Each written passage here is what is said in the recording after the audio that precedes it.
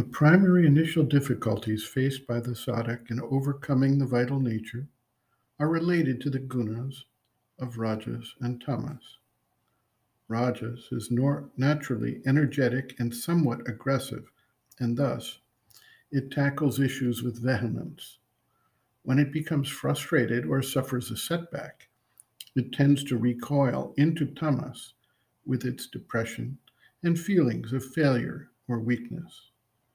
While there are also at some point obstacles caused by excess of sattva, at least initially, it is the quality of sattva that can aid the sadhak in overcoming the difficulties associated with the other two gunas by developing peace and calm, patience, and long-standing perseverance.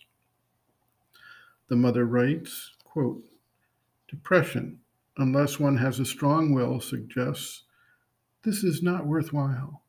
One may have to wait a lifetime. Enthusiasm, it expects to see the vital transformed overnight. I am not going to have any difficulty henceforth. I am going to advance rapidly on the path of yoga. I am going to gain the divine consciousness without any difficulty. There are some other difficulties. One needs a little time, much perseverance. So the vital, after a few hours, perhaps a few days, perhaps a few months, says to itself, we haven't gone very far with our enthusiasm. Has anything been really done? Doesn't this movement leave us just where we were? Perhaps worse than we were, a little troubled, a little disturbed? Things are no longer what they were. They are not yet what they ought to be. It is very tiresome what I am doing. And then, if one pushes a little more, here's this gentleman saying, no, I have had enough of it. Leave me alone. I don't want to move. I shall stay in my corner. I won't trouble you, but don't bother me." And so one has not gone very much farther than before. This is one of the big obstacles which must be carefully avoided.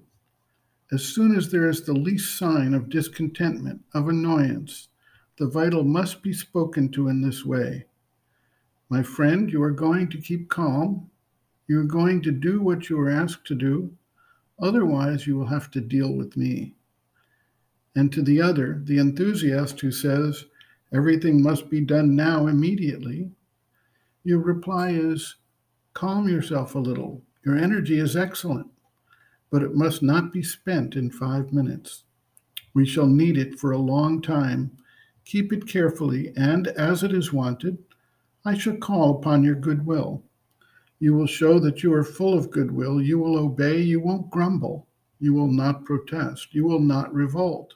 You will say yes, yes.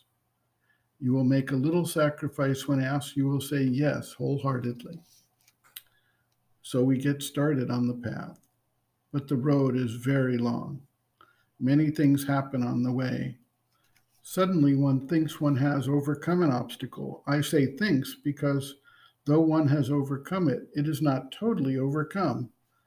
I'm going to take a very obvious instance of a very simple observation. Someone has found that his vital is uncontrollable and uncontrolled, that it gets furious for nothing and about nothing. He starts working to teach it not to get carried away, not to flare up, to remain calm and bear the shocks of life without reacting violently. If one does this cheerfully, it goes quite quickly. Note this well, it is very important. When you have to deal with your vital, take care to keep your good humor, otherwise you will get into trouble. One keeps one's good humor, that is, when one sees the fury rise, one begins to laugh.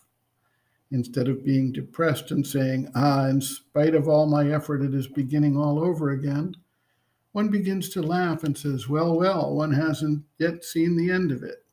Look now, aren't you ridiculous? You know quite well that you are being ridiculous. Is it worthwhile getting angry? One gives it this lesson good-humoredly. And really, after a while, it doesn't get angry again. It is quiet. And one relaxes one's attention. One thinks the difficulty has been overcome. One thinks a result has at last been reached. My vital does not trouble me any longer. It does not get angry now. Everything is going fine. and the next day one loses one's temper. It is then one must be careful. It is then one must not say, "Here we are, it is no use. I shall never achieve anything. All my efforts are futile. All this is an illusion. It is impossible." On the contrary, one must say, "I wasn't vigilant enough."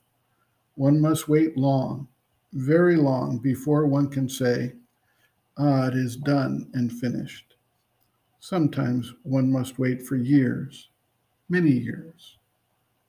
End quote. Reference, Sri Aurobindo and the Mother, Living Within, the Yoga Approach to Psychological Health and Growth, Disturbances of the Vital, Transforming the Vital, pages 69 to 85.